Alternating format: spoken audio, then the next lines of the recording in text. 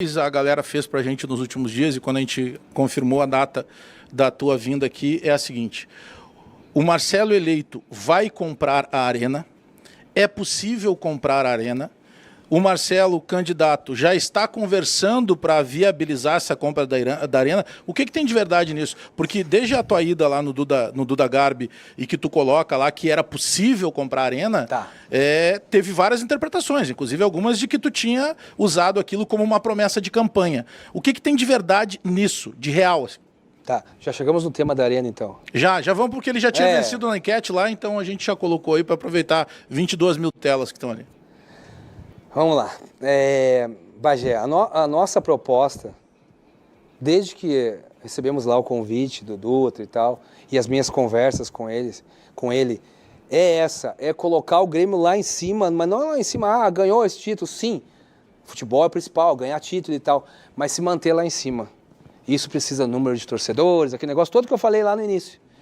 Eu não vejo como chegar lá sem a Arena ser do Grêmio. Então, para mim, é ponto de partida. Certo? Certo. Eu sei o perrengue, eu sei. Um pouco lá do perrengue, porque eu não estou dentro, mas um pouco eu sei que a diretoria passa, diretoria após diretoria, com essas questões.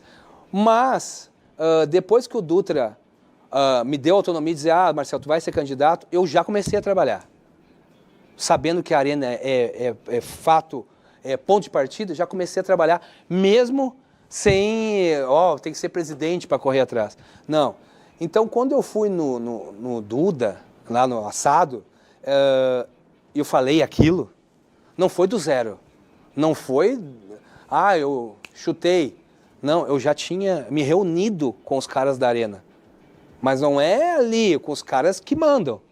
Eu já tinha me reunido. E quero mandar um abraço para eles, inclusive, foi lembrado aí, né, pro Parada, que é o da Meta, o dono da Meta, que era o OS, pro Parada.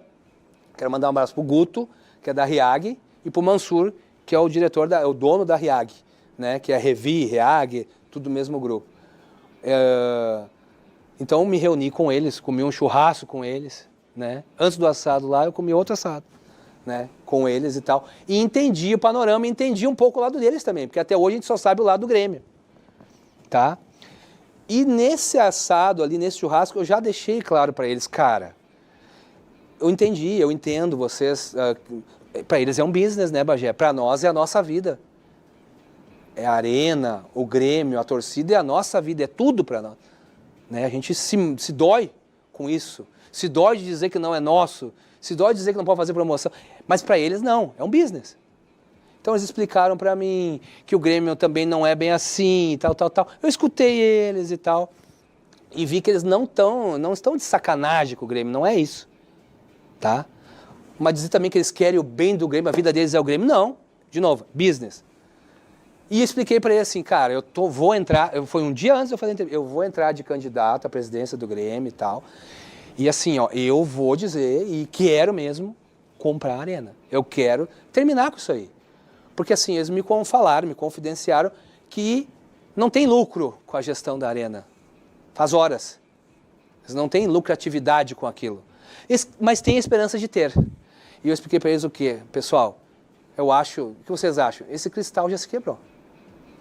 A parceria Grêmio e Arena já se quebrou. Não tem como juntar os cristalzinhos. Não dá mais. E tudo isso eu expliquei para eles. Naquele dia a gente já sinalizou, então, o que o Marcelo, que tem vontade, que se lançaria candidato a presidente, faria caso fosse eleito. Brigaria todos os dias, negociaria todos os dias com ele para comprar ele, mas não a negociação que foi feita antigamente, muito na conversa, suaves prestações, porque eles também têm essa dúvida de clube de futebol. O clube de futebol tem esse negócio, pensa, e é normal, mas pensa, é político. Então não gasta aqui, empurra com a barriga e tal. Então eu disse, não, comigo vai ser diferente. Comigo eu vou sentar com vocês e vou colocar o preto no branco. Assim serve. Porque não adianta vocês ficarem aqui e não terem lucro. E estão travando o Grêmio, estão travando o nosso crescimento. Sem querer, só por causa do business. Tá? E outra coisa, né? Esses problemas que tem, por outro lado, o Magrício está fazendo um baita de um trabalho lá pelo Grêmio e está acelerando no sentido de, imagina, colocando às vezes contra a mídia, né? Colocando as verdades também, que acontecem problemas mesmo. Está trabalhando muito bem o Magriço, a ponto de afunilar. Hoje está muito afunilado. Eu sinto que eles estão querendo fazer um negócio, estão com boa intenção, tá? Por isso eu até mandei um abraço para eles, porque a gente no negócio grande assim, por vezes tem que acreditar nas pessoas. Senão também não se faz negócio só com desconfiança, tá? Então, eu sinto que eles têm interesse sim de negociar. E se fala muito, mas é muitas pontas, né? Não, pessoal, as pontas mais importantes é comprar essa dívida, que o Grêmio tinha a OAS na época para poder fazer a arena, pegou uma dívida, captou uma dívida de bancos, de 3 bancos. Essa história vocês falam toda hora, mas vamos lá. E essa dívida, enfim, arrolou e tal, não pagavam. O Grêmio conseguiu comprar uma parte por 20 milhões de reais. Eu não sei, Fábio, se essa aí teu pai ajudou, ou tu não quer falar? Eu não sei. Ainda mesmo assim, eu não sei se... Tem coisa que ele não fala. Mas, enfim, o Grêmio conseguiu pegar essa parte, né? Porque isso assim, essa aí é do patrimônio. Para o Grêmio ter o patrimônio, é importante não ter essa dívida. Senão isso aí enrola lá para frente, dá um problemão. Então, quando dizem assim, não é importante isso aí, importante a gestão. Como assim? Então, pode ficar até 2033 isso aí, depois os caras vão lá e penhoram porque não estão pagando, tipo assim, sabe? É outra coisa que eu não quero continuar empurrando as coisas para debaixo do tapete. Não é o meu estilo. Tá, então, revi, conversei com eles e tal, e eles demonstraram sim, me deram uma ideia de valor. Eu digo, opa, até aqui nós vamos. E o pessoal da Meta hoje, que é o Parada, muito solícito, disse, não, até esses valores eu vou também. Opa, então dá para negociar se for assim, dá. Por isso que no Duda eu falei tudo aquilo, né? Que vamos para cima e vamos sentar e tal. Aí tomei um pau, né? Que, de ti também, né, Diogo? Pelo que eu sei, se o cara fala uma coisa dessa, vai aumentar o preço. Tá certíssimo, se eu não tivesse... Porque acontece, Diogo? Eles me falaram o quê? Que o Grêmio várias vezes tentou, mas era muita lábia. Então o que eu queria mostrar ali? Mostrar que não é lábia. Eu estou publicamente dizendo que eu vou sentar e conversar. Quanto custa a arena hoje? Isso é confidencial. As ideias que a gente está trocando é confidencial. Tá? Mas ali na frente a gente vai falar. A partir do momento que tu levantou esse assunto lá no Duda, muita gente, e nós perguntamos isso inclusive para o próprio candidato Paulo Calef e depois para o Denis Abraão, e eles tocaram num ponto que não seria só uma questão financeira, mas uma questão, quem sabe, até muito mais jurídica, dessas várias pontas a serem desamarradas. Primeiro sobre isso, e segundo, tu sabe que agora, tu sendo candidato, muitas vezes uma mentira falada várias vezes, ela ganha um tamanho de verdade na internet, tá? Tu comprou alguma parte da arena ou tu está conversando?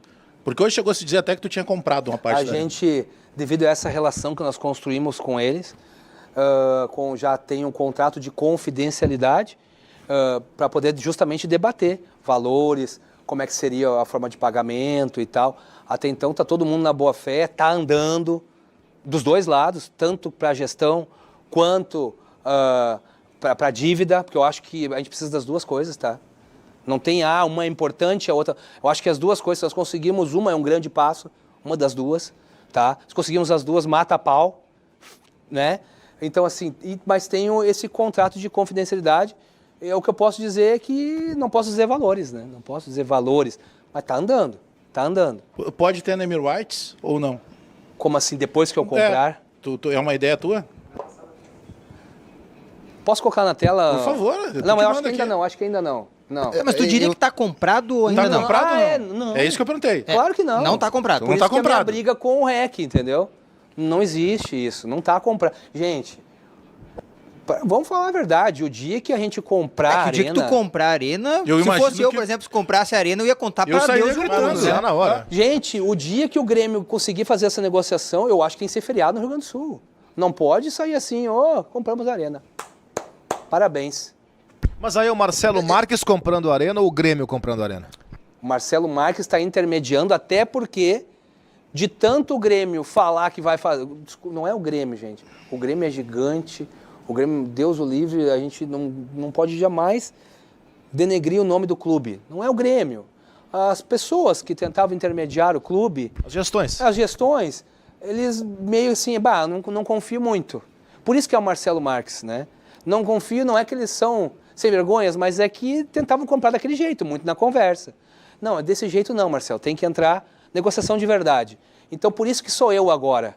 Mas na hora, por exemplo, da gestão, eu deixei tudo fechadinho. Eu vou ter que sentar lá com o presidente Guerra e com o Magriço e dizer, tá tudo certo, vamos fazer aqui a 4 mãos a finalização. Né? Claro que com o meu aporte. Né? Então, envolve o Grêmio só nessa fase. Certo? Então... Mas está andando bem, mas não compramos nada. Mas isso demora, né? Imagino que seja um processo que demora.